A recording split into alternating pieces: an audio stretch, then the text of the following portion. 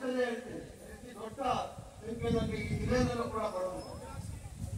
ರಾಜ್ಯದ ಒಂದು ಬಹಳ ಸುಂದರವಾದ